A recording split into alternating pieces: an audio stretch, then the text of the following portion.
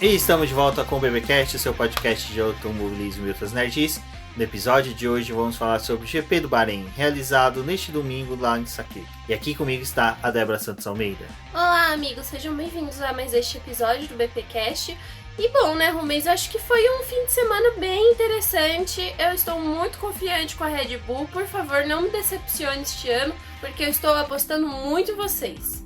Exatamente, foi uma corrida emocionante do começo ao fim, já até antes da largada já tivemos emoção, mas vamos deixar aqui os lembretes, né, os recadinhos da paróquia, começando com nossa campanha de financiamento coletivo e contínuo Apoie-se. Então, para você que está lá apoiando o Boletim do Paddock, muito obrigado.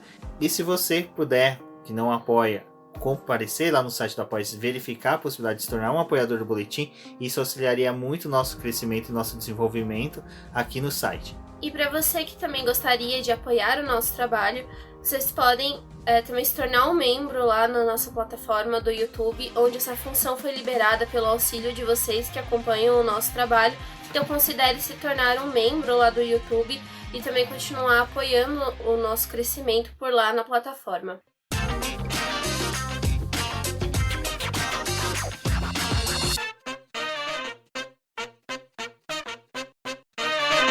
Bom, Débora, a gente teve aí o retorno, né, a Fórmula 1, o retorno do Bahrein, sendo que eles já estavam no Bahrein para fazer a pré-temporada. Foram lá tomar vacina, a segunda dose. Exatamente, foram tomar a segunda dose da vacina. O Toto Wolff não tomou, mas ele já tinha tido Covid, então eles, por motivos de questão de entendimento, que já estaria imunizado. Achei bacana da parte dele, porque pelo menos ele demonstrou um pouco de consciência quanto a isso. Então você, ouvinte, que não está tendo consciência, está ouvindo esse BBcast na rua, passeando, brincando, volta para casa, miserável. Não fica na rua, não. Vai contaminar outras pessoas, não. Fica em casa. Mas enfim, chegaram no Bahrein. A gente já tinha uma expectativa de que poderia ser um GP tranquilo, passivo, por causa daquilo tudo que já acontece na Espanha, né? Porque a Espanha, o ano passado, por exemplo, recebeu a pré-temporada. A corrida foi não tão chata quanto a Abu Dhabi, mas foi chata. O GP da Espanha é aquela coisa, né? Eles já têm tantos dados, já sabem muito bem como os carros se comportam por conta desses testes de pré-temporada, e aí fica aquela coisa, né? Uma corrida, às vezes, muito monótona acontecendo lá. Mas eu acho que existia essa dúvida quanto ao GP do Bahrein por conta, né, que no ano passado teve 2 etapas lá, o GP do Bahrein normal, com o circuito que a gente já conhece, e depois eles voltaram para poder disputar o GP do Sakhir, que foi lá com o anel externo, e aí resolveram fazer a pré-temporada por lá, porque o GP da Austrália, né, foi adiado para o fim do ano. Então, por eles estarem ali coletando muitos dados, a gente achou que ia ser algo meio monótono, né? Mas acabou que provou que foi uma corrida bem legal, foi bem interessante. E acho que as mudanças que eles fizeram para esse ano ali dos carros também trouxe uma aproximação dos times. Pelo menos nessa primeira corrida a gente conseguiu ver uma boa disputa ali do pelotão intermediário. Acho que as coisas ainda não estão definidas, mas tem um pessoal que já se destacou, né? Exatamente. O que é interessante desse GP em si, o que eu achei bem legal, principalmente dos três livros, foi que a gente viu realmente um bolo criado. Tudo bem, a Haas e a Williams ficaram num extremo, enquanto que a Mercedes e a Red Bull ficam em outro, mas o miolo ali, formado pelas equipes restantes, ficou bem interessante, ficou bem compacto, e isso deu muito movimento no final de semana, que eu acho que vai se prolongar durante o ano. A gente teve sessões ali de treinos livres em que a diferença dos pilotos assim, era bem pouquinha, era realmente definida nos milésimos, mas muita gente assim, preso no mesmo segundo, que é algo que às vezes não acontece, né? Acontece muito entre os primeiros, o restante do pelotão fica preso em outra parte ali de tempo, mas tinha essa aproximação. E eu acho que o mais legal é que realmente não tinha como a gente saber como que o grid estava funcionando, porque a gente tinha pilotos da mesma equipe fazendo lá testes também diferentes, mas tinha o pessoal que tava assim, tinha um companheiro que tava na 3ª, 4ª posição, o outro tava lá embaixo. Então acabava trazendo essa aproximação, né, dos pilotos. E eu acho que isso acabou trazendo uma expectativa já pro restante do fim de semana.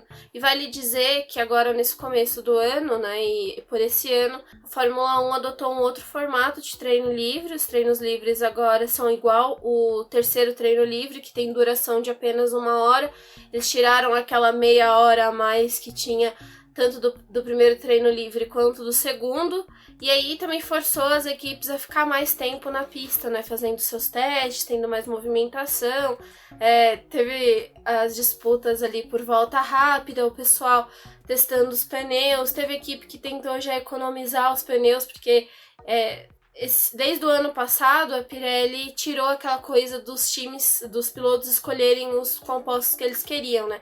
Então às vezes a gente tinha até uma diferença de escolha entre companheiros de equipe. E esse ano não, como a Pirelli ela determinou uma quantidade de 13 compostos para eles poderem usar no fim de semana e dividiu isso entre 2 duros, 3 médios e os 8 macios, acabou que as coisas, assim, ficavam muito iguaizinhas e o pessoal já pensando na corrida, teve gente que nem chegou a testar alguns dos pneus para poder guardar aquele composto já para poder utilizar na classificação e corrida. Exato, e essa questão do pneu é uma coisa que já mudou bastante, né, Débora? A gente, ali na pré-temporada, a gente viu as Mercedes não tão bem, mas a gente viu a Aston Martin também não respondendo isso, e teve essa mudança agora, né, do composto. A Pirelli ela resolveu reforçar esses pneus agora para 2021, e como eles já tinham solicitado aquelas mudanças lá para a FIA, né, fazer do regulamento para poder tirar um pouco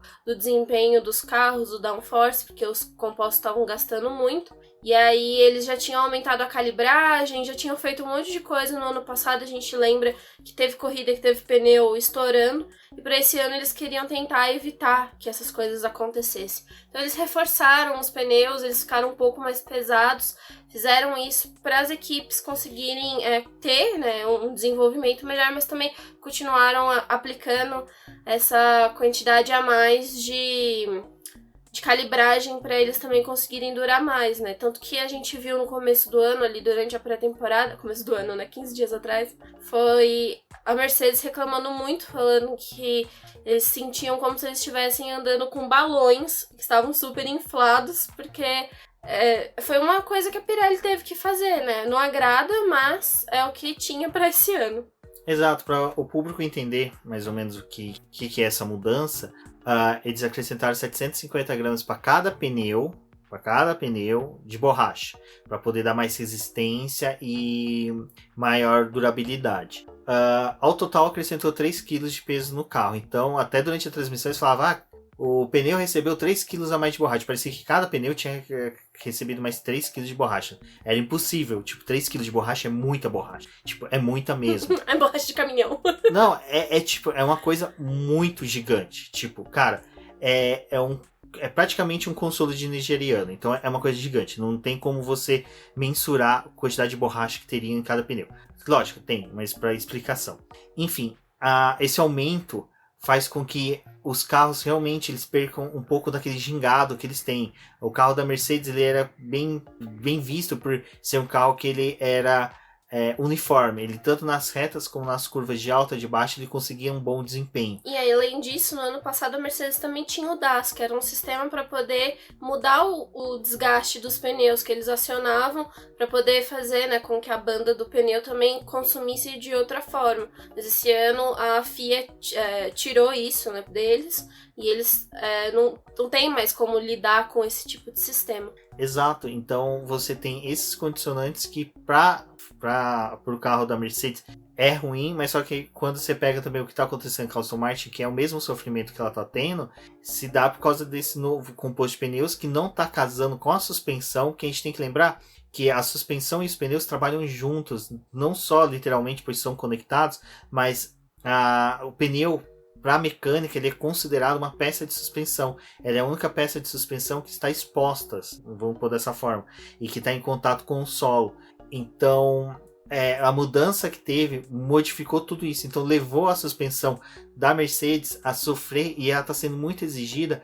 E então os pilotos têm que reduzir, mudar a forma de pilotagem nas curvas. Então você imagina, eles vinham no crescimento desse desenvolvimento. Chega no ano passado, eles chegam no seu ápice, porque a gente teve o W11 como o melhor carro que a Mercedes tinha fabricado, desculpa. E de repente, do nada, você tem mudanças do regulamento que alteram o design desse carro, mas só que você tem um plus, você tem a mudança da Pirelli.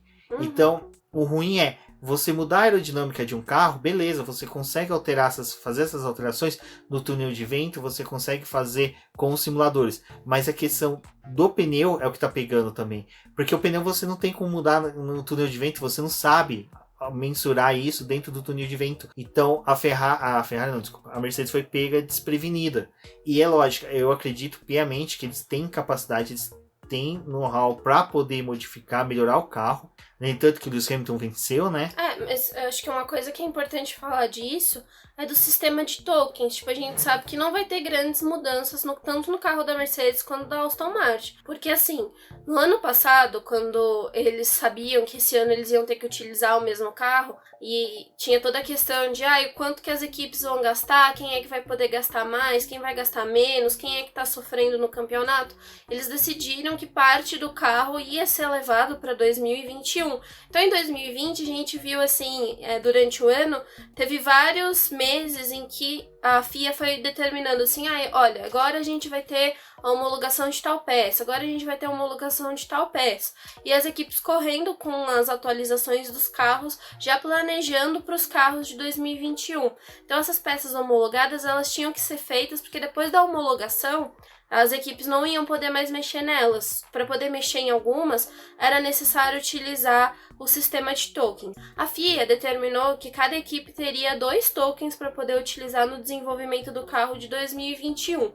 E aí, eles fizeram uma lista do que correspondia a cada um desses tokens. Então, tem peças que você poderia mexer, que você gastaria 1 token. Tinha outras peças que determinavam os 2 tokens. E aí, a gente tem com um token que era o DRS, a embreagem, os freios, o sistema hidráulico, que era algo que você poderia gastar só 1 token para poder fazer esse desenvolvimento dessa peça. Já relacionado aos 2 tokens, era a estrutura de impacto, a célula de sobrevivência, a caixa de câmbio, o eixo de transmissão, suspensão dianteira e traseira, os aros das rodas e componentes eletrônicos. O que aconteceu?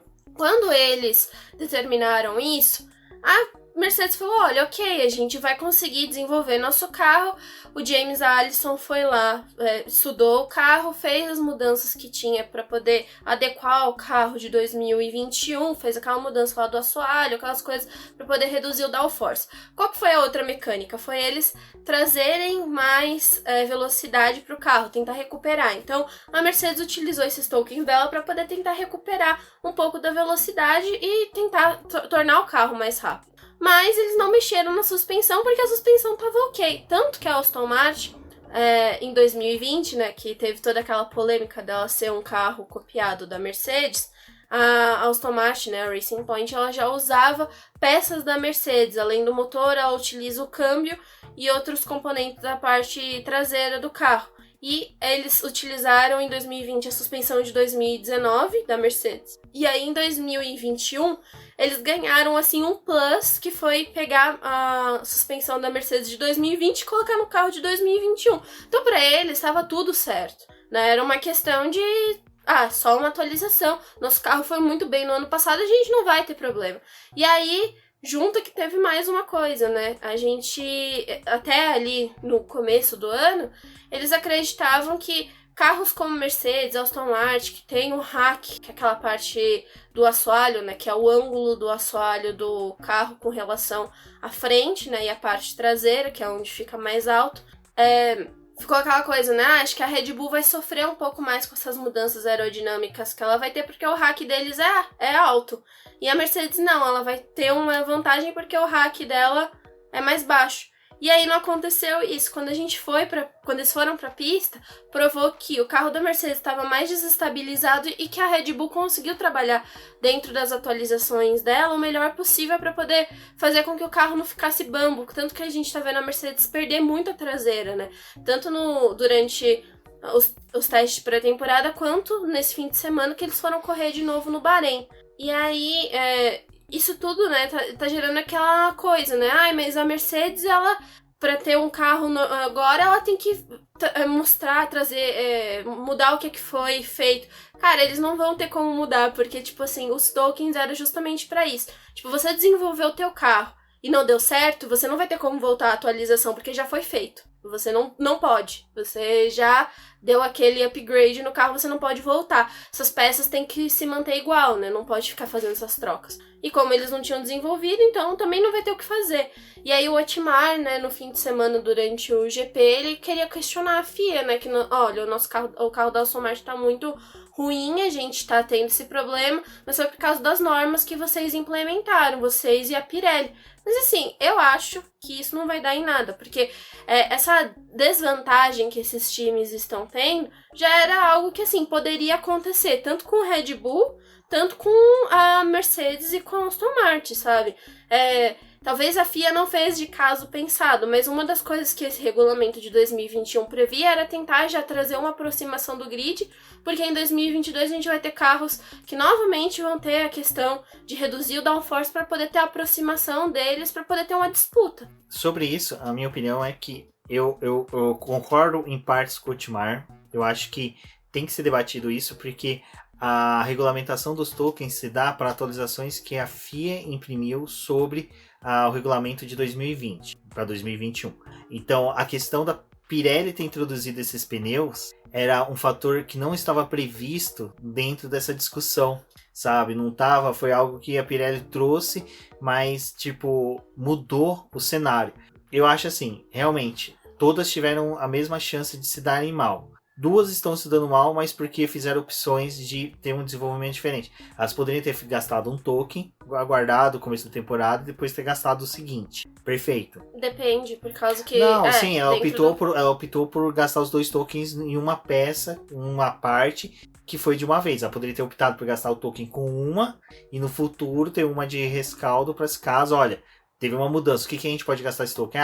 Esse token pode ser usado na asa dianteira, por exemplo, hipoteticamente, ou um ajuste fino em alguma coisa, alguma peça, badboards lá, qualquer coisa que pudesse solucionar, atualizar isso. Já o pneu Pirelli, ele já veio fora disso.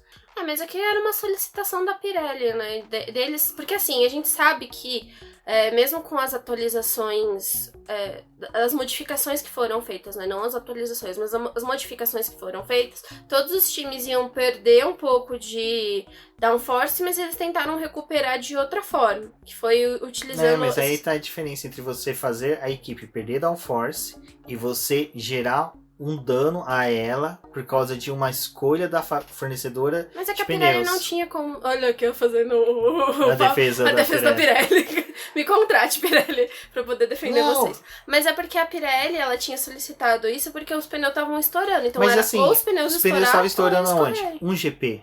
Não, eles estavam tendo geração de muita bolha, eles estavam tendo superaquecimento, porque não é um pneu de 2020, era um pneu de 2019, que eles já utilizaram em 2020, porque em 2021 ia ter o pneu o aro 18, e aí já ia mudar. Tudo bem, eu concordo com isso, mas só que ocasionou estouro em um GP, se eu não me engano, acho que só foi em um. Nos demais, é questão de colocar para as equipes.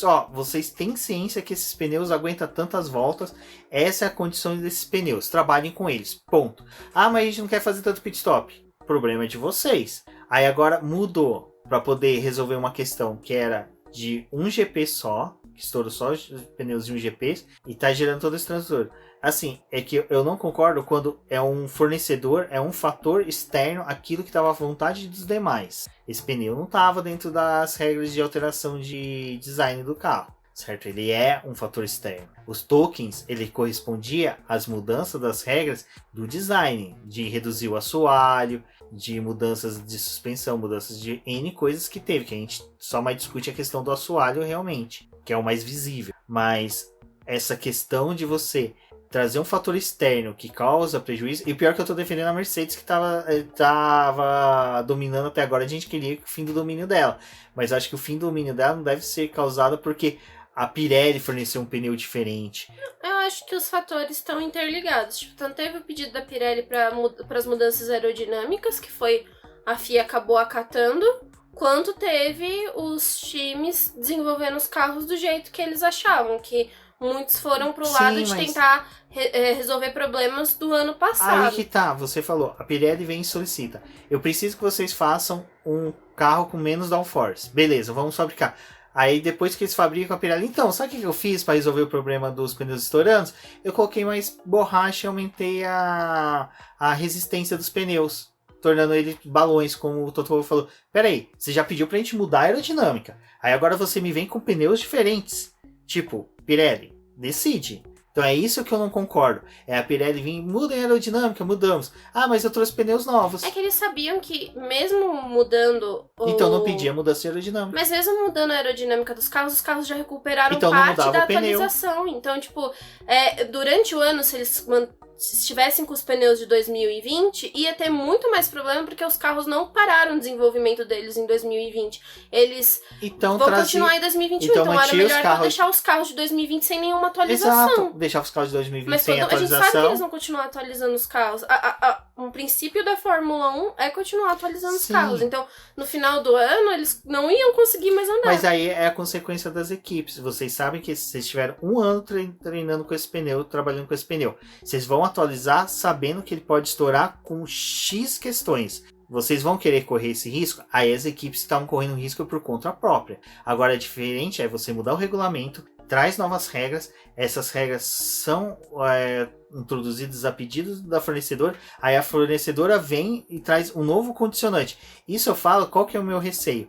É tipo, 2022, a gente vai ter os pneus de 18 polegadas. Aí de repente, do nada, a Pirelli veio, tá criando bolha. Fabriquei mal os pneus. Ah, vou mudar, que nem ela fez com a Mercedes em 2019. Que daí a Mercedes foi, peraí, você mudou o pneu, tá fudendo a gente. Aí voltaram o pneu a pedido da Mercedes. O problema é esse. O problema é a Pirelli ficar mudando o pneu, sendo que ela solicita mudanças de aerodinâmica também. Então você decide qual lado que você vai trabalhar. Você vai explicar para as equipes que, olha, vocês não podem exigir esse pneu tanto quanto vocês querem por vontade própria, porque é vontade delas. Porque as equipes não querem ficar fazendo estratégia de mudança de pneus. Nossa, as equipes... Eu fiquei surpreso deles fazerem 2 pit stop. Mas o Bahrein são 2. Não, você tá entendendo? Com um pneu mais resistente, eu tô achando estranho. Eles fizeram 2 pit stop, por que eles não fizeram um? Porque dava. O Vettel fez, sabe? Tipo, dava. Ele não fez 2, ele fez 1, viu? Ele fez. Dava. Então é isso que eu tô falando. Dá pra você trabalhar com essas questões. Mas eu acho que a flexibilização a pedido do Otmar, que nem ele expôs, é válido. Porque a equipe tá sentindo, olha, a gente tá sendo prejudicado por causa de uma mudança, por 2 mudanças que foi a pedido da fornecedora. Então eu acho que dá pra discutir, é uma discussão que vai muito longe. Eu e a Débora, como o pessoal percebeu, temos opiniões diferentes, mas é bacana por causa disso que evolui também. Como a Débora falou, a Fórmula 1 é a evolução constante dos carros e é baseada, pautada em discussões entre equipes e pilotos. Então vai ter muita discussão sobre isso. Eu acho que vai ser bem bacana a gente acompanhar, só torcer pro Dark Survivor não cortar isso da temporada 2021.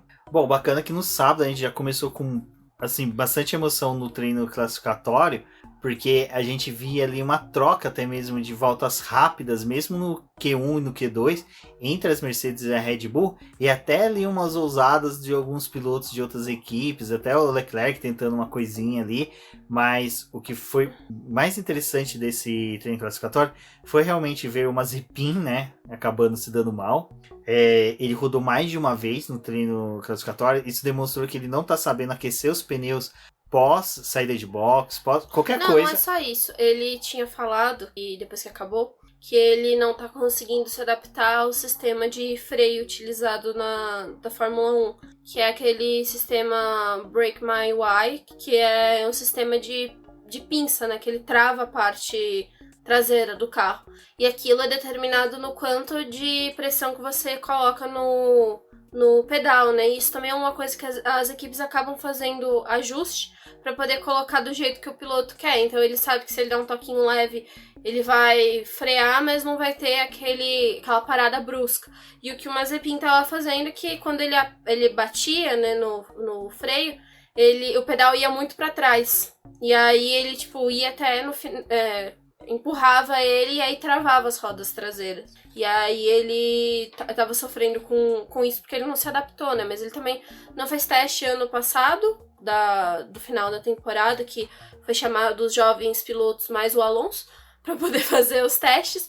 E depois a gente teve, né, os outros pilotos ali da Fórmula 2, que foi o Mick Schumacher e o Tsunoda, e os pilotos reserva ali da Ferrari, né, o piloto de teste, o Callum Ilott e o Robert Schwartzman, que ainda tá na Fórmula 2, também fazendo testes privados, né, ele não fez isso, não foi convidado por outras equipes, então ele não está tão acostumado com essas coisas dos carros, da Fórmula 1, né. Exatamente, então, não tá acostumado é uma coisa meio, sei lá, eu acho meio ruim para um piloto que tá se alinhando no grid e que a gente sabe que vai partir do fim do grid na maioria das corridas e não vai ter freio.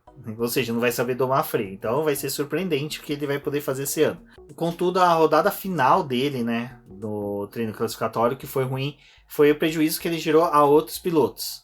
E aí é uma questão que é muito delicada de se julgar. Eu entendo que a punição do Vettel foi justa, porque realmente tinha como ele observar as bandeiras amarelas. Mas mesmo assim, cara, é muito ruim pro piloto que tá abrindo a volta rápida, tem um cronômetro muito fechado, sabe? Você não tem chance de voltar pro pit stop, trocar de pneu, fazer mais uma volta rápida. Você realmente tem que decidir. Ou eu ouso e faço a minha volta rápida mesmo, sem cagar literalmente para a bandeira amarela, vendo que eu já passei pelo piloto, então não tenho o menor risco de sofrer um acidente. Ou eu vou reduzir e vou ficar no Q1 mesmo. Acho que a parte ruim ali disso também foi que o Mazepin, ele saiu cortando todo mundo, né? Eles estavam respeitando a fila que saíram ali dos box, e o Mazepin veio tentando cortar todo mundo, né? Que é o acordo de cavalheiros que tem. Então, ele já cometeu um erro de pegar e atravessar todo mundo para poder ter alguma vantagem, né? E a vantagem dele nem foi vantagem, porque ele acabou rodando na frente de todo mundo. E eles estavam saindo já naquela janela apertada, em que o pessoal acaba dando já uma volta bem mais devagar, para poder abrir a última volta. Então ele conseguiu prejudicar todo mundo, né? E aí depois, no final das contas, ele falou: mas eu não sabia que tinha esse acordo. Cara, você não faz isso na Fórmula 2? Tipo, da onde você tá vindo? Não, e isso é até uma coisa de briefing, né? Normalmente esses combinados é feito no briefing. Então no briefing você participa e o pessoal fala: o que vocês querem discutir hoje?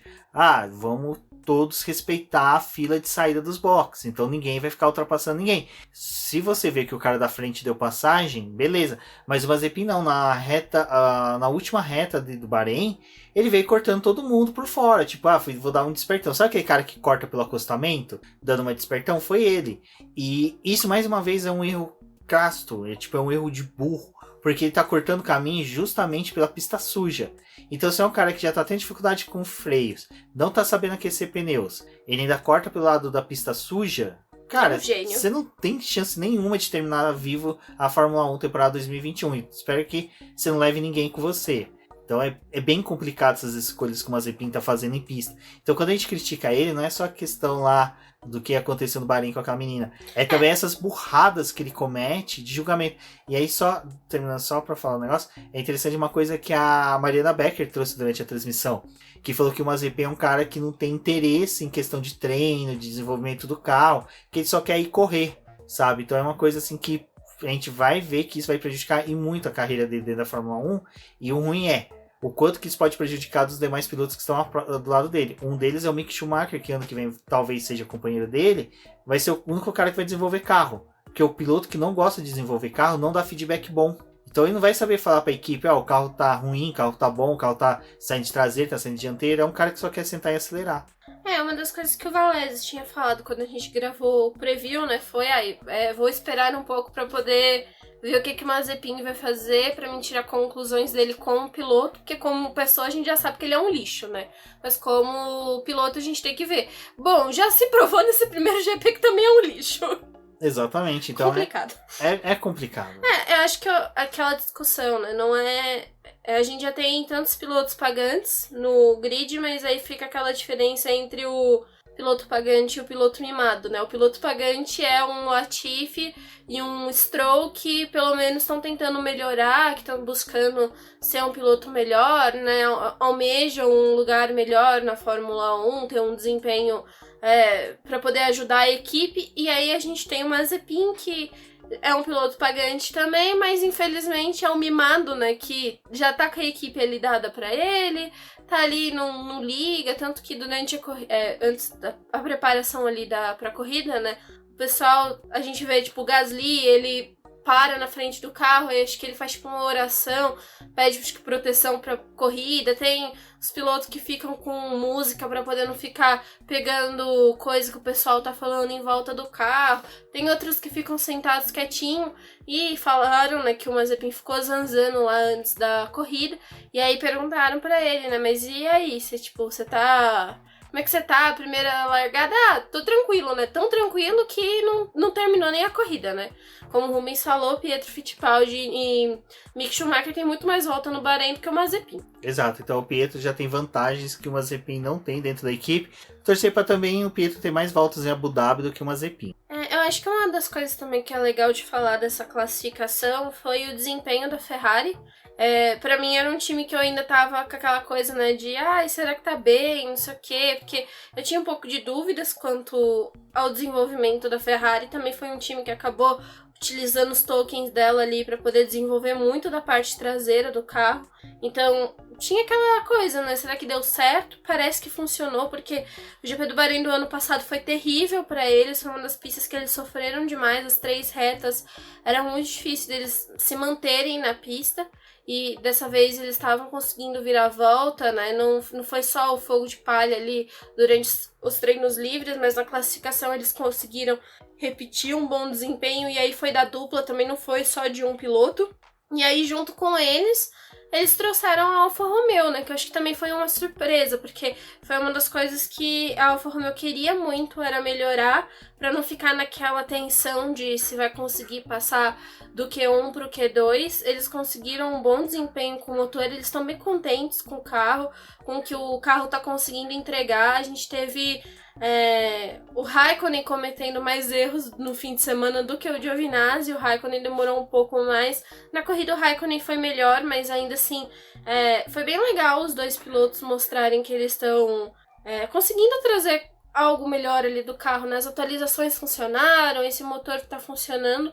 Então acho que é um time que, assim, apesar de talvez não sair da 8ª posição do campeonato de construtores, porque eu acho que vai ser muito difícil para eles fazer algo muito grande, ainda assim para eles é bom, né? Parece que eles vão ter chance de conquistar pontos nesse ano, talvez até muito mais do que eles estavam conseguindo ano passado, porque nessa corrida eles terminaram em 11º e 12º, e eles andaram um tempo ali na 10ª posição, né, na zona de pontuação, acabaram sendo surpreendidos, né, pela AlphaTauri, mas ainda assim acho que já é um começo animador.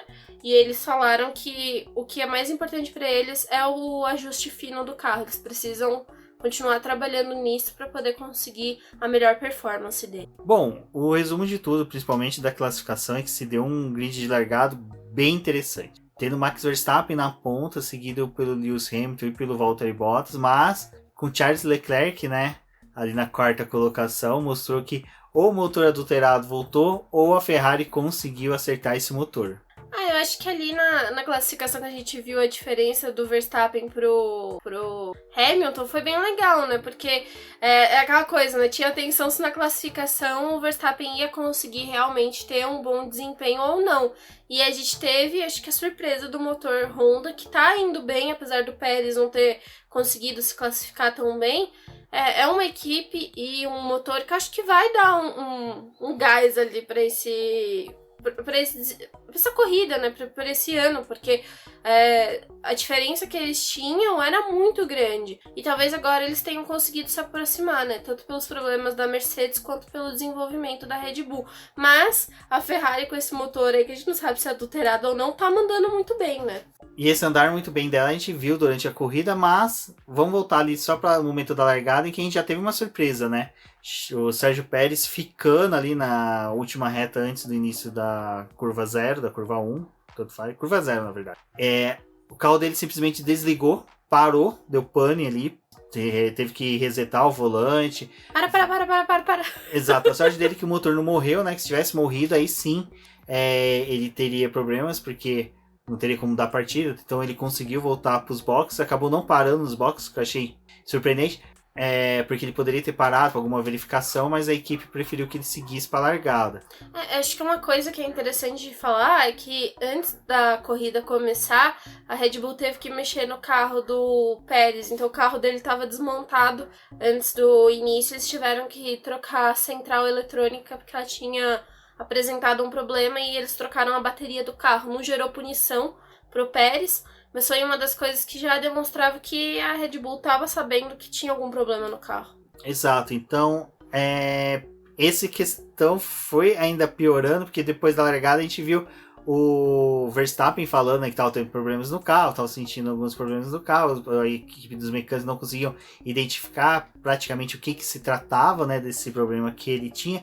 Nesse começo já falei assim, nossa, cagou a corrida do Verstappen toda, tudo que ele fez no fim de semana tá lascado. O Brasil tá lascado. Pra mim já tava sendo um reflexo do que foi o GP da Áustria do ano passado, né? Parece que a Red Bull, todo primeiro GP, o carro tem que dar alguma pane, tem que dar alguma falha. Então, já começou a ter aquela sensação, mas a primeira volta, tirando a saída do Mazepin e tendo até a entrada ali do safety car, foi tranquila. Não foi uma coisa assim que teve muitos toques, batidas, o que foi bom até pro decorrência da corrida. Eu acho que a única coisa que acabou assustando um pouco da batida do Mazepin foi porque ainda a gente tá com essa imagem muito viva, né, do acidente do Grosjean. E foi o outro Haas, né, de novo, que bateu já no começo da corrida. Depois a gente teve o Mick Schumacher também rodando, perdendo o carro. Então acho que só foi a imagem em si que assustou, mas depois foi tranquilo, né? Liberaram a pista muito rápido, estavam trabalhando muito bem. E a corrida logo retomou, né? E aí fica aquela coisa, né? Ficou aquela tensão de se o Verstappen ia conseguir garantir mais uma vez a ponta, né? E a questão era também essa da disputa entre o Max e o Lewis Hamilton, né? Porque também o Max deu uma estilingada já na largada, né? Ele já conseguiu, após a relargada com o safety car, ele conseguiu abrir uma distância boa pro Lewis Hamilton. E aí a gente começava a torcer realmente para que o embate fosse ou em decorrência de estratégias, o que aconteceu, ou realmente que o Max Verstappen viesse a enfrentar problemas, mas que não perdesse um rendimento suficiente para ter que parar. Mas a corrida ali dos dois foi bem legal, porque começou a ter aquela disputa de voltas rápidas, mas também a questão de consistência de volta, que é uma coisa interessante. Porque às vezes você está acompanhando a corrida, você vê assim que os pilotos demoram para dar umas voltas rápidas, mas é porque eles estão trabalhando a questão do consumo dos pneus e do combustível, né? Então, assim, começou a ser uma briga de gigantes, porque eles começaram a disputar exatamente isso, e é aí pra Fórmula 1 é interessante que você começa a ver que até essa questão do psicológico começa a trabalhar, porque você não sabe o quanto que o outro piloto tá blefando de que o carro tá realmente somente naquela consistência porque não tem velocidade, ou porque ele tá economizando equipamento. E aí foi aonde que Lewis Hamilton mostrou mais uma vez que ele é um monstro da Fórmula 1. E o Verstappen mais uma vez mostrou porque ele é um futuro monstro da Fórmula 1. Porque ele soube, né, dosar também na liderança, não abrir muito, trabalhar o consumo dos pneus e de combustível do carro. Também teve a questão ali da tão famosa curva 4, que tá trazendo o debate do que aconteceu, né, durante o fim de semana. Ela se tornou um limite de pista para os pilotos não obterem ganho. Então foi determinado que durante a classificação eles não poderiam ter uma volta que eles tivessem um ganho ali com aquela curva 4, tanto que a gente viu o Bottas, né, extravasando o limite de pista e tendo volta deletada, tanto que foi uma das coisas que levou o Bottas a gastar mais um jogo de pneu que não ia ser necessário, ia poder talvez ajudar ele durante a corrida, mas ele se deu mal por conta disso. E aí a gente teve, né, essa coisa dessa curva 4, porque antes da corrida foi conversado com eles que era praticamente a mesma regra da classificação. Você poderia usar, quer dizer, na classificação não poderia, né, mas durante a corrida você poderia... Só explicar isso. No quali e nos treinos livres, você não poderia ultrapassar a curva 4 de jeito nenhum. Se você extravasasse e o teu tempo fosse melhor, você ia ter a volta deletada. Exato, e aí o pessoal pergunta, mas por que é só na curva 4 e não é na pista inteira? Porque antes da corrida, eles estudam e vê aonde que tem pontos da pista em que se o piloto extravasar, ele vai ter ganhos. E quando a gente fala de classificação, a ideia do ganhar tempo é muito mais prejudicial do que na corrida, tá? Na corrida, você ganha distância do segundo colocado e tal, mas todos podem fazer. E aí que tá a questão, que o Max Verstappen perguntou, na hora que o mecânico, o engenheiro dele falou, olha, o Bottas e o Hamilton estão extravasando a curva 4, você pode fazer o mesmo. E eles estavam ganhando, né, a vantagem de abrir, o Hamilton principalmente, de ganhar vantagem pro Verstappen, abrir, né, a diferença entre os dois. Então aí o que acontece? Você fazendo isso na corrida não tinha problema, porque todos poderiam fazer. Mas o Max Verstappen, eu acho que ele estava conversando com o Mazepin, não viu as instruções também no briefing, e perdeu essa, e tipo, a corrida dele foi prejudicada pra ele, porque ele não sabia disso, ele não prestou atenção. Sorte que ele conta com o Christian Horner, que falou assim, pera lá, por que o cara tá ganhando vantagem? Ah, não, se ele tá ganhando vantagem, a gente vai ganhar também. E aí começaram a analisar os dois, porque os dois estavam ganhando muita vantagem. Tanto que, olhando ali os tempos do Hamilton, foi uma coisa que a gente tava conversando, né?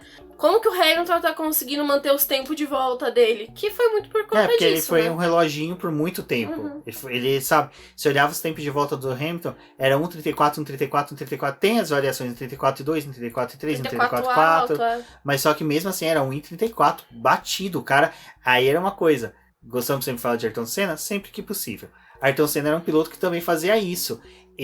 Por isso que ele era um piloto que tinha poucas voltas rápidas na carreira. Porque ele trabalhava nesse sistema. Eu prefiro fazer voltas constantes numa velocidade ou num tempo bom do que fazer 10 voltas rápidas e o resto da corrida ficar com pneus e frangalhos. Então o Lewis Hamilton começou a trabalhar isso. O Verstappen foi alertado, mas nessa consulta que a Red Bull fez ao Masi, que é o chefe lá do diretor de provas, o Masi falou, então vou avisar a Mercedes para a Mercedes parar de fazer. No entanto, que o Hamilton e o Bottas pararam de extravasar a curva 4 a partir da metade da corrida. A partir da metade da corrida... Mudou a regra dentro da corrida, né? Dentro da corrida mudou, porque eram os dois únicos que fez essa leitura da regra, viram que era permitido, ficou fazendo, mas como só os dois estavam fazendo... E tava começando a girar, só os dois estão fazendo, então vamos avisar pra Mercedes que é pra eles parar. E eles pararam. Você não tem, depois da metade da corrida pra frente, o Lewis Hamilton e o Bottas extravasando, certo? E até mesmo se extravasava, era alguma coisa assim do tipo, ele tava com a roda na zebra, tava na roda na faixa branca, que é permitido. Então, já o Verstappen, ele não chegou a utilizar tanto dessa artimanha. E agora, qual que foi a discussão? Por que o Verstappen saiu em determinado ponto da corrida, voltou para a pista e teve que devolver a posição e o Hamilton e o Bottas não sofreu nenhuma penalidade? O Masi falou que se tivesse alguma ultrapassagem que fosse utilizado ali e o piloto... É que assim, era resumido não em ultrapassagem, mas era resumido em ganho permanente. Então o que o Verstappen fez foi um ganho permanente. Ele ultrapassou o Hamilton ali, teve um ganho permanente porque ele conseguiu fazer a ultrapassagem, ganhou a posição e ele ia se manter nela. Então foi por isso que eles falaram, você vai ter que devolver. E aí, como já tinha sido conversado antes e durante a corrida teve a mudança, mas enfim, poderia gerar ao Max uma punição mais dura do que os 5 segundos se ele terminasse na frente, né? Porque já era algo que estava sendo abordado falando, se você passar, você vai ter um ganho, você não pode. Então, também tem as regras escritas, mas tem as regras que são determinadas faladas, né? E os pilotos também têm que seguir. Então, só para o pessoal entender. No artigo 27.3, se eu não me engano, das regras da FIA, questão de pista, está prevista que se você extravasar o limite de pista e ter um ganho duradouro, você tem que devolver a posição. Então, ou você vai ter a volta deletada, tudo. O que é um ganho duradouro? O ganho duradouro aconteceu com o Max Verstappen. Você extravasar o limite de pista, fazendo uma ultrapassagem, porque justamente a ultrapassagem dele sobre o Hamilton foi extravasando o limite de pista, e depois ter o ganho, né? Ganhar a corrida. É um ganho duradouro, ele ganhou os 25 pontos, vai durar a temporada inteira. É diferente do que aconteceu com o Hamilton e o Bottas durante a corrida inteira, porque até aquele momento onde teve a discussão se era válido ou não, eles estavam ganhando um tempo que, sim, estava sendo diluído por toda a corrida. Depois, quando o Masi pediu para a Mercedes para eles pararam. Então ali o erro, se a gente for parar para pensar, é do Masi, em que deixa muita coisa aberta, muita ponta solta, mas a regra, cara, ganho duradouro. Qual que seria o outro ganho duradouro? O ganho duradouro seria esse nem o Bottas colocou pneus novos na última volta para fazer uma volta rápida. Se nessa volta rápida ele tivesse extravasado o limite de pista, ou se lá no começo da corrida ele tivesse extravasado o limite de pista na curva 4, ganhado a volta rápida, essa volta rápida perpetuado a corrida inteira, e ele ganhasse o ponto. Isso é um ganho duradouro, porque esse ponto é durar durante a temporada inteira. A gente já viu que um ponto decide campeonato. Então essa que é a questão. E é isso que é o debate. A gente tem que entender que a regra é clara, fala ganho duradouro. Max Verstappen devolveu a posição de forma correta. Perfeito. Isso é indiscutível, não tem ninguém que discutir. A gente viu a revolta dele, mas é normal, o cara é piloto, o cara quer ganhar, o cara quer a vitória. E a Red Bull tá na melhor condição possível, né, dela desse ano. A gente já discutiu ali no começo sobre o desempenho da Red Bull tá melhor e as falhas que a Mercedes tem. Eles querem levar o campeonato de construtores, não é levar o campeonato de pilotos. Eles estão determinados a levar o construtor. Então, para eles, era interessante sim que o Max tivesse ganhado, né? 25 pontos faz diferença. Exato. Então, a gente tem toda essa questão da discussão de regras. É que regras é complicado porque, realmente, se a gente parar para pensar, as regras são feitas por... Até o Reginaldo Leme ficava brincando, e eu discordo isso totalmente dele, falando que as regras da Fórmula 1, regras de automobilismo, são feitas por advogados, se fosse por jornalistas, seriam bem mais caras. Na maioria das vezes, nem são advogados que fazem. Na maioria das vezes, são pessoas que são instruídas, são técnicos, que entendem. Eu acho que só o texto final, que às vezes fica por advogados, mas é a mesma coisa. Se colocasse jornalistas para fazer, ia gerar o mesmo debate também. Acredite. Porque a convenção coletiva, por exemplo, o sindicato de jornalistas são feitos por jornalistas e geram debates também. Mas eu acho que o briefing é um momento exato em que os pilotos têm dúvida e tiram. O Max Verstappen está no Fórmula 1 desde o quê? 2015, na verdade. Ele está na Fórmula 1. Então, desde 2015, ele sabe, ele tem conhecimento do que pode e do que não pode. Ele já extravasou uma curva e perdeu o pódio. Quem não se lembra do GP dos Estados Unidos, salvo engano, de 2018, em que ele ultrapassou o Kimi Raikkonen por fora e perdeu um pódio. Então, a questão é também não só extravasar o limite de pista, é ter feito a ultrapassagem, concluído a ultrapassagem. Teria sido diferente se ele tivesse ultrapassado o Lewis Hamilton na reta e ter feito a curva 4 por fora extravasando. Ele já tinha ultrapassado o Lewis Hamilton. Então, seria outra discussão também, mas eu acho que são situações diferentes. Eu acho que sobre isso o debate é muito interessante. Acho que vale um dia a gente abrir uma live para debater com os ouvintes do BP o que eles acham disso. A gente tem que lembrar também, né, que as regras do regulamento dos carros, uma das questões que está gerando aquela tensão para 2022 é que eles queriam fazer as regras para o carro mais redondo possível, para as equipes não fazerem leituras diferentes das regras e ter um ganho muito alto de vantagem, né, entre um carro e outro, porque eles querem realmente aproximar o grid.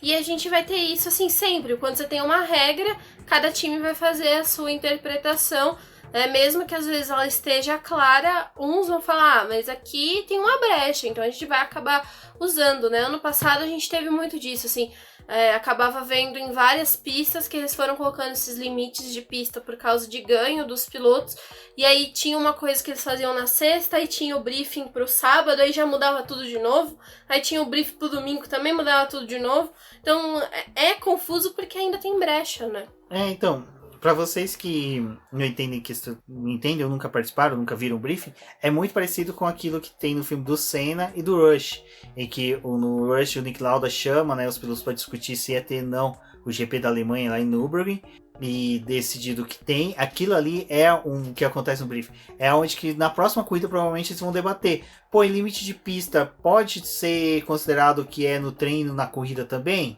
Isso é bem capaz que aconteça no próximo briefing, então vocês vão ver algum post relacionado a isso. E também no filme do Senna tem aquela hora em que o Nelson Piquet, no GP do Japão de 1990, pergunta, né, se ali naquela chicane pode cortar ou não, porque o Senna foi prejudicado por causa disso em 89. Então, isso é o briefing. O briefing serve para isso, para os pilotos que leem uma regra, chegam numa pista, vê que aquela regra vai ter algum conflito com o entendimento dele, ele utiliza do briefing para consultar os diretores, a equipe técnica da Fórmula 1, e saber a opinião dos outros pilotos. Às vezes o cara fala, pô, eu acho que nesse setor aqui, vamos supor, lá em Imola, a gente tem a tamburela. Os caras perguntam, pode bater na tamburela ou não pode bater na tamburela?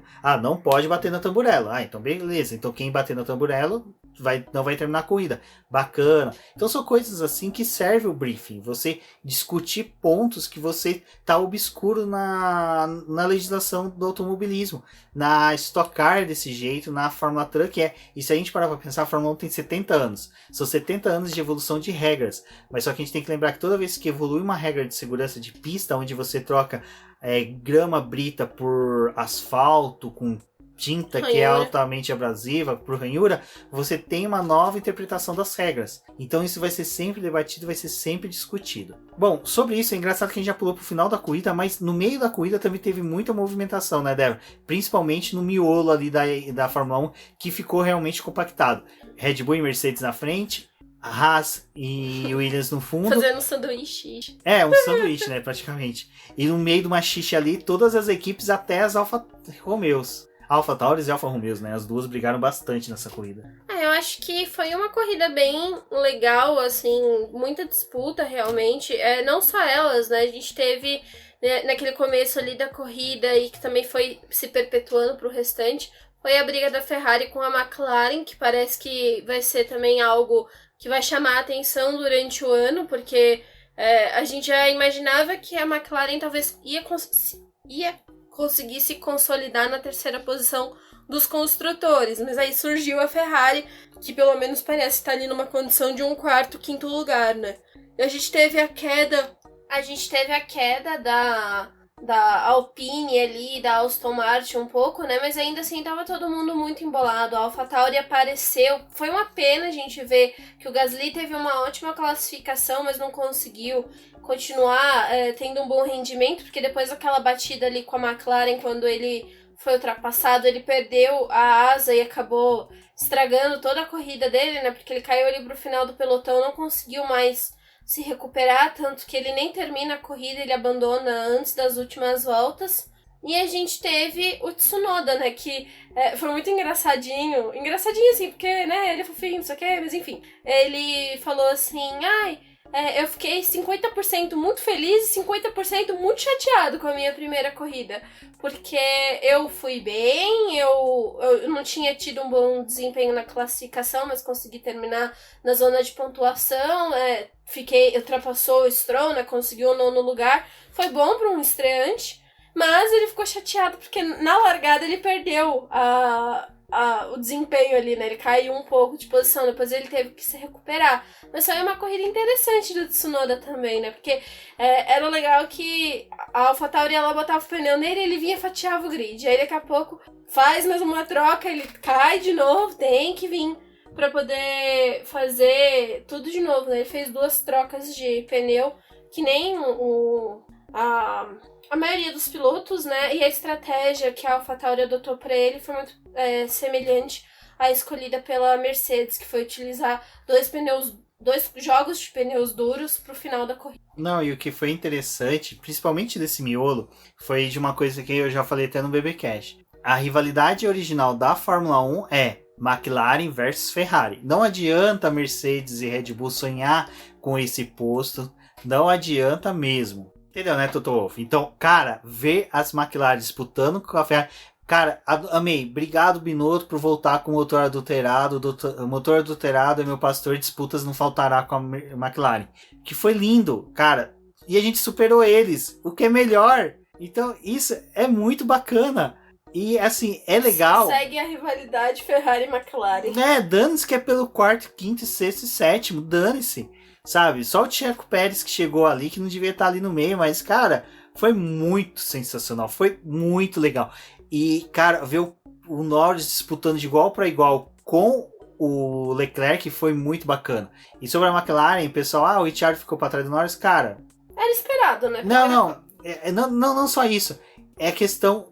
exato, era esperado, porque eu nunca vi uma temporada em que todos os pilotos estão falando em adaptação. Uhum. Eu tô surpreso. É uma temporada em que qualquer bate-papo estamos em adaptação. E aí, que é um ponto que é interessante, que eu já vou puxar a questão do Vettel, o Vettel tá numa maré ruim, aí você pega o release, você pega tudo que a Aston Martin fala, não, adoramos, puta corrida do cara, o cara evoluiu pra caramba, não, o carro teve um bom desenvolvimento, que isso, foi além do que esperávamos, o Stroll correu bem. Aí você fala, cara, mas vocês foram mal. Aí a Aston Martin toda otimista com o resultado final. Gente, tudo. tem que ser otimista, tem que ser que nem o Christian Horner, entendeu? Com o Albon. Ele vai melhorar na próxima corrida. E aí é o que eu falo, tipo mudanças de ambiente, né? Você tem todos esses pilotos falando de adaptação, mas só que a adaptação desses pilotos estão sendo boas, estão sendo construtivas, né? Não tá sendo aquela coisa que nem foi quando o Albon substituiu o Gasly. Do tipo, cara, você tá vindo pra substituir um piloto que foi um merda pra gente. Então você não seja um merda. Você tá sendo um merda, se até o final da temporada você continuar sendo esse merda, a gente vai te substituir por um menos merda. Que foi o Pérez, que no final não é um menos merda. Que foi um puta piloto nessa corrida. Mas daqui a pouco a gente fala sobre ele. Eu acho que isso foi muito legal, mas assim, pra mim, a disputa que eu vi, que eu queria ver, e que era aquilo ali mesmo, que me deixou feliz, entendeu? Que já alimentou ali minhas esperanças. Te remeteu à sua infância? Remeteu à minha infância ali, dos 12 anos, entendeu? Aquilo ali foi maravilhoso. Que foi ver a Alonso e Vettel brigando, a disputa dos idosos, entendeu? Dos jovens pilotos ali do pelotão. Cara, aquilo foi assim, foi demais. Porque o Vettel já tava todo lascado, né, com aquele pneu dele. E aí ele ainda segurando o Alonso e não sei o que. Gente, eu queria que aquela briga fosse por um pódio. Queria. Infelizmente, a Alpine só compareceu na corrida naquele episódio, né? Ela não foi pro GP, ela só fez aquilo ali. Depois, jovem Alonso precisou descansar, assim como o Ocon. Então, aquilo ali acabou consumindo muito do Alonso, né? Não deu pra ele fazer mais. Mas eu acho que foi a melhor parte que teve. Aquilo ali é briga, gente. Aquilo ali é bom. Não, a disputa entre o Vettel e o Alonso foi sensacional. E é isso que eu sempre falei. Eu não me importo de quem tá ganhando. Eu quero ver disputa em pista. Pode ser o Lewis Hamilton, pode ser o Vettel, pode ser o Leclerc, pode ser o Tsunoda. Não, Tsunoda não. Se for o Tsunoda, eu vou estar prestando atenção no Tsunoda. Mas pode ser... Cara, eu quero ver disputa na pista. E a gente teve isso. Aí vem o Reginaldo Leme. O que torna a asa móvel artificial. Cara, Fórmula 1 sempre teve alguma artimanha para ter ultrapassagem. Ou você faz chicane de pneus, ou você faz uma pista travada. Cara, tem um fator externo. Não, tirando pista, só tem um jeito de não ter ultrapassagem que não seja por meios artificiais. É você correr em pista de estrada de terra que vaca fez. Porque daí foi o animalzinho que fez, não foi nenhum humano. Quando tem uma chicane, é algo artificial. Quando tem uma asa móvel, é artificial. Quando tem, que nem tinha o Kers lá, que dava uma potência a mais, tipo um turbinho no motor, é algo artificial. Então, não adianta ficar reclamando, vai ter asa móvel que é artificial. Cara, deixa ter, eu tô vendo disputa, tá sendo sensacional. Que daí na próxima o cara de trás abre a asa móvel, troca, briga, xinga. Isso que é legal. Então, cara, a corrida em si nesse formato foi muito legal. E agora, falando do Sérgio Pérez, eu não sei quanto a Débora, mas a corrida dele foi monstra. Um cara que não se adaptou ao carro, fazer o que ele fez... Putz, cara, imagina quando ele se adaptar a esse carro. Exato, e aí tem aquela coisa, pessoal, mas no GP do Bahrein do ano passado ele venceu acontecendo a mesma coisa. Foi um pouco diferente, mas sim, ele teve os mesmos fatores, vamos pôr dessa forma. Mas só que a gente tem que lembrar que ele venceu com Bottas e o Russell tendo prejuízo de pit stop. Então, se a gente tirar ali da frente dele o Hamilton e o Bottas, ele já subiria posições. Porque o Pérez chegou em quinto lugar. Então, ele já tirou 2, ele já teria terceiro, que já seria o pódio. Lembrar que o Verstappen saiu da corrida. Então, ele já estaria em segundo. O único cara que estaria na frente dele é o Norris. Então, se a gente for pôr nessa balança e querer tirar algumas coisas para comparar com o GP do Bahrein, ele tecnicamente chegou em segundo, eliminando os pilotos que foram eliminados da frente dele por algum fator. Então a corrida dele foi maiosca. Ele só realmente ficou atrás do Norris, que, porra, a McLaren tá bem afinada com o motor Mercedes, sabe? Não é à toa que tá em P3 do campeonato de construtores, sabe? Colocou 2 pilotos no Q3, coisa que só ela, e salvo engano foi só ela, a Mercedes e a Ferrari que colocaram. Então assim, tá um carro bem equilibrado. Então o que o Pérez fez, cara, foi grande, foi muito bom. E é isso que o Christian Horner quer, disputar pelo título de construtores. Ele sabe que o Pérez tem cacife, tem carro pra ficar à frente do Bottas. Era uma coisa que eu já tinha falado ali numa das lives que a gente fez, acho que foi na semana passada, é que o Bottas não, né? Mas o Pérez, o interessante dele é que ele, acho que diferente do Bottas, né? Quando pega uma corrida de recuperação, às vezes não se recupera, fica ali no final do grid, não sei o que, não consegue. O Pérez não, tipo, eles conseguiram estabelecer uma estratégia pra ele. E o empenho dele foi pra ele terminar ali entre os 10, sabe? E diferente também do Albon, que caía ali e ficava brigando com o pessoal lá do fundo, né? Não conseguia se reerguer na corrida. Eu acho que isso pra Red Bull já é um fator muito bom pra poder manter o Pérez e pra poder ter isso, né? Se eles estão brigando pelo campeonato de construtores, é importante os dois pilotos estarem pontuando, e apesar do problema que ele teve ali no começo da corrida, não foi algo que abalou ele, né? Ele foi subindo e conseguiu conquistar a posição e tá ali para poder pegar um bom resultado para a Red Bull já logo de cara. Exato, então essa questão do Pérez ter tido esse desempenho, ter tido esse problema, prejudicou muito a nossa visão do que ele pode entregar, mas em compensação fez com que ele demonstrasse, na verdade, que a gente está errado em presumir que ele não vai entregar. Ele entregou muito. Esse quinto lugar dele tem realmente sabor de segundo colocado. A classificação dele foi ruim, mas é por causa disso, né? Ele ainda tá se acostumando. Tipo, talvez ele pene mais na classificação do que na própria corrida, sabe? Circunstâncias diferentes. Só teve um ponto negativo de toda a corrida, que foi o toque do Daniel Ricciardo com o Gasly, que fez com que o Gasly ficasse fora da corrida praticamente. Não tiveram culpa nenhum dos dois pilotos. Eu acho que ali foi um incidente mesmo de corrida, mas cara, que pena, porque o carro da AlphaTauri estava muito afinado nessa pista, estava muito bom. A gente viu o Tsunoda fazendo ultrapassagens de gente grande. A Débora falou, né, que a disputa dele do Vettel com o Alonso foi sensacional, mas ver o Tsunoda disputando com o Alonso foi muito bacana. Ver ele disputando com o Kimi. Tipo, o Kimi tem o dobro da idade dele. A idade que o Tsunoda... Quando o Tsunoda nasceu, o Kimi já estava há 1 ano na Fórmula 1. Então, cara, foi sensacional. Foi uma coisa de vibrar muito mesmo. Eu tô gostando muito de ver o Tsunoda e eu gosto das declarações dele, sabe? Ele é um piloto que demonstra ter uma cabeça tão boa e, cara, assim, durante os treinos livres, que foi uma coisa que até o Del Valle falou lá no podcast F1, né, no Roda com Roda, na live que ele fez no YouTube, ele falou assim, no treino livre o Tsunoda lá xingando e falando, tipo, tá me atrapalhando aqui na pista, sabe? Aquilo é muito legal, sabe? Porque ele já entrou na categoria e já tá realmente, tipo, tentando mostrar que ele é bom, tentando trazer os melhores resultados. Eu acho que vai ser, assim, uma dupla muito boa, porque uma das coisas que eu fiquei feliz, assim, que a gente viu a AlphaTauri crescendo tanto em classificação, tipo, com um ritmo bom pra poder ir pra um Q3, que era algo que ano passado eles penavam muito, depois do meio do ano começou a melhorar, mas esse ano parece que eles, assim, quando o Tsunoda pegar a mão do carro mesmo pra classificação, vai ser, tipo, uma dupla muito boa. E o que eu também fiquei feliz foi, mesmo o Gasly tendo uma corrida ruim, o Tsunoda foi pra zona de pontuação, né? Então talvez, assim, nem sempre a gente vai conseguir ter os dois carros pontuando das equipes, até porque esse grid tá muito apertado, a gente já falou sobre isso, mas é importante, sabe? A gente vê eles tendo um bom resultado, conseguindo entregar as coisas, sabe? Então isso acaba animando muito. Exato, e foi uma puta corrida da AlphaTauri, foi muito bacana. Esse motor Honda realmente tá evoluído, tá muito bom.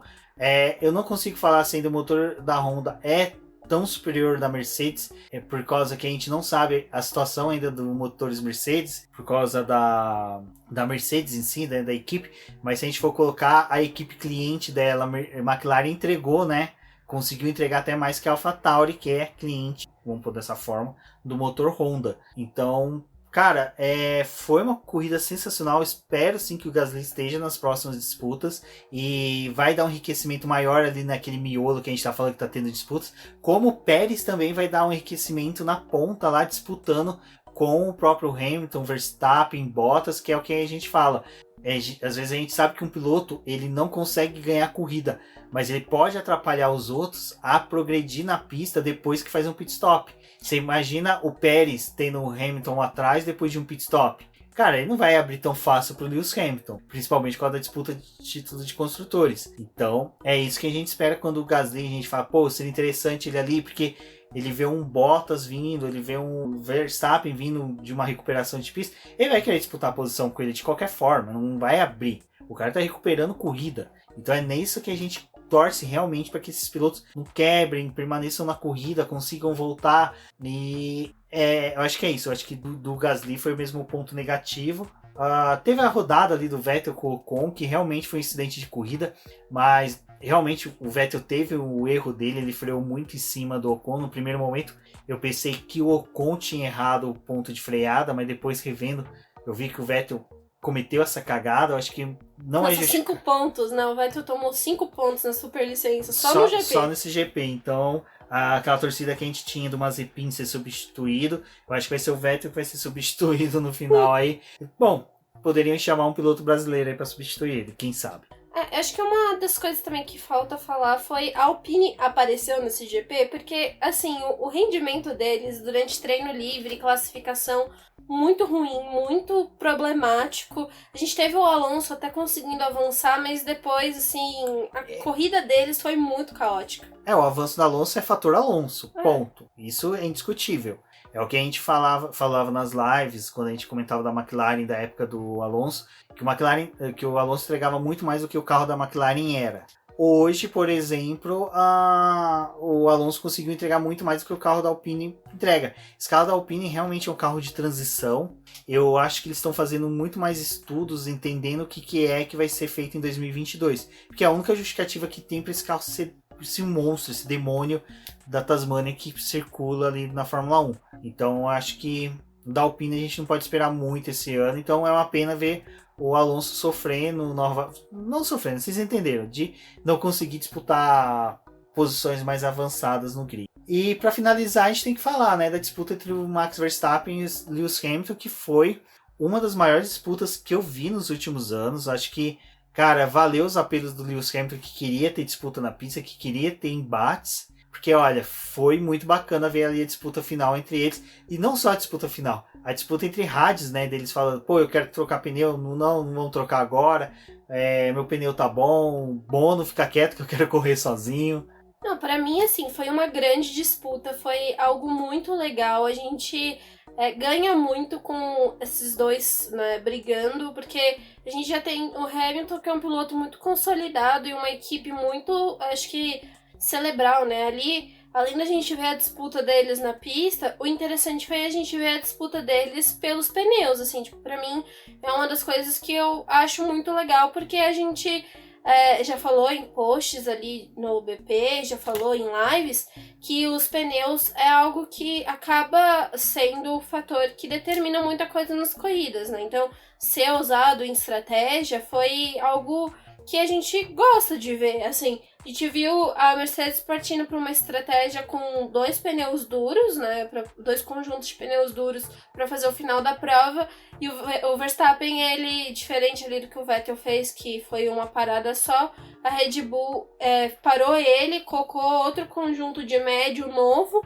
Ele deu mais voltas, ele conseguiu passar as voltas que o Hamilton fez com os duros, porque a Mercedes queria evitar que quando o Verstappen parasse mais uma vez, conseguisse voltar na frente do Hamilton, fizesse a mesma coisa que tinha rolado na primeira parada, que foi a inversão Hamilton-Verstappen.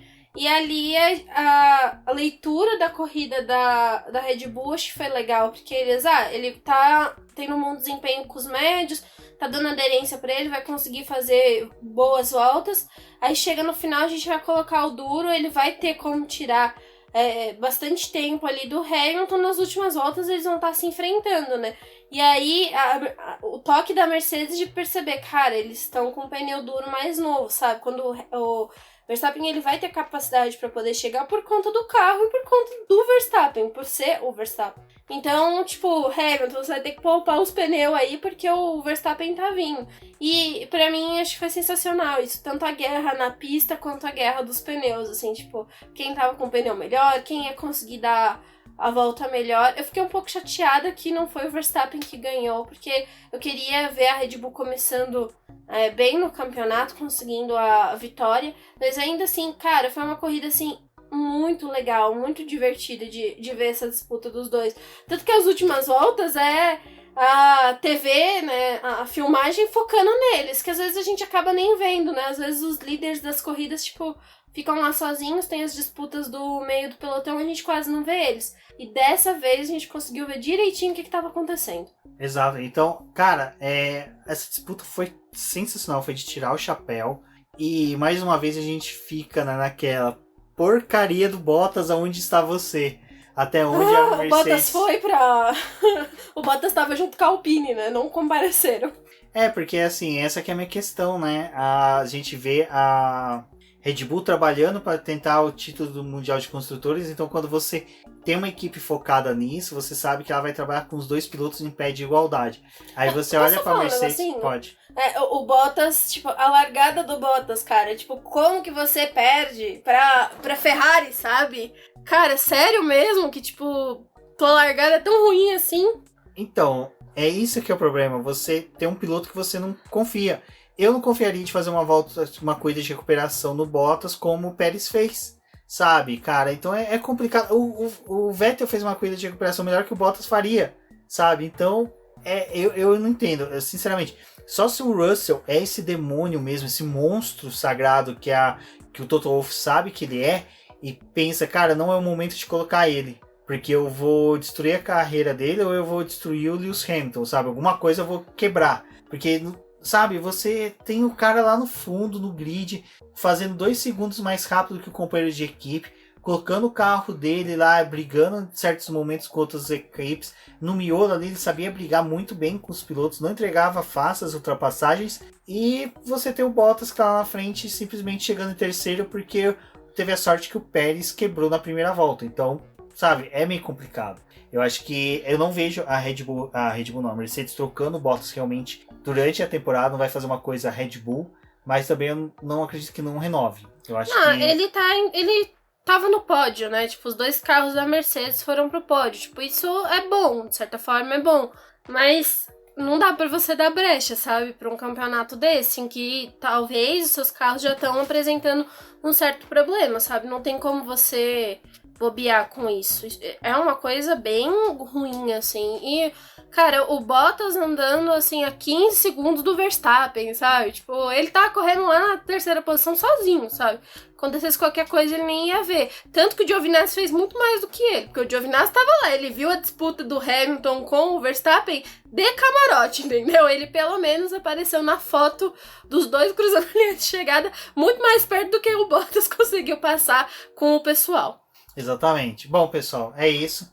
Agradeço a todos que ouviram e agradeço também a todos que compreendem da gente ter soltado esse episódio um pouquinho mais tarde, porque tanto eu como a Débora, a gente não sabe o que a gente tá passando, a gente tá bem mal de saúde, mas só que, por sorte, até agora não é coronga. Provavelmente alguma virose, alguma intoxicação alimentar que a gente teve, mas só que nesse momento de coronga a gente fica toda hora pensando, caraca, agora eu peguei. Torci o mindinho, peguei essa birosca, então é por isso que tá saindo hoje, segunda-feira à tarde, a gente tá gravando agora no meu horário de almoço, porque realmente foi bem complicado, a gente não conseguiu gravar no domingo, então agradeço a todos que compreendem, todos que nos apoiam.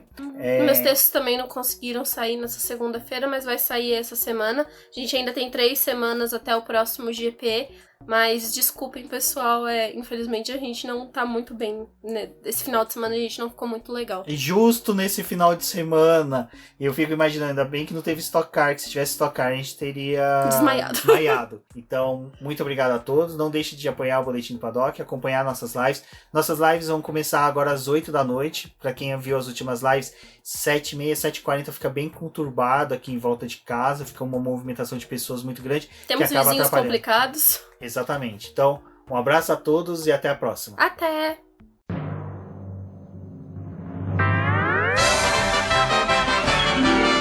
E agora vamos agradecer nossos apoiadores, aqueles que auxiliam o Boletim do Paddock através do financiamento coletivo e contínuo do Apoia-se. E são eles: Ricardo Bannerman, Maia Barbosa, Eliezer Teixeira, Luiz Fex, Arthur Felipe, Rafael Celone, Will Mesquita, Antônio Santos, Rogério Furano, Helena Lisboa, Cássio Machado, Carlos Del Valle, Bruno Vale, Eric Nemes, Bruno Shinozaki, Alberto Xavier, Will Bueno, Ricardo Silva, Beto Corrêa, Fabrício Cavalcante, Arthur Apóstolo, Sérgio Milano, Melquiades Veloso, Micael Souza, Ezequiel Bale, Silney Messi, Rafael Arilho, Rafael Carvalho, Fábio Ramiro, Lauro Vizentim, Maria Ângela, Thaís Costa, Rafael Catelã, Jane Casalec, Carlos Eduardo Valese, Tadeu Alves, Paula Barbosa, Ale Ranieri, Leandro Nogueira, Bianca Mês, André Brolo, Bruno Lima, Ivan Grego, Maicon Tavares, Thalita Santos, Diego Machado, Gabriel Sawaf, João Guilherme, João Rai e Gustavo Frigoto. Muito obrigado a todos aqueles que apoiam o Boletim do Paddock e auxiliam no nosso desenvolvimento e crescimento. E se você quer apoiar também o Boletim do Paddock, entre em contato com a gente através dos nossos perfis oficiais ou acesse o link apoia-se.com/Boletim do Paddock e lá você terá as opções de apoio ao Boletim do Paddock. Um forte abraço e obrigado. Isso é tudo bem, pessoal.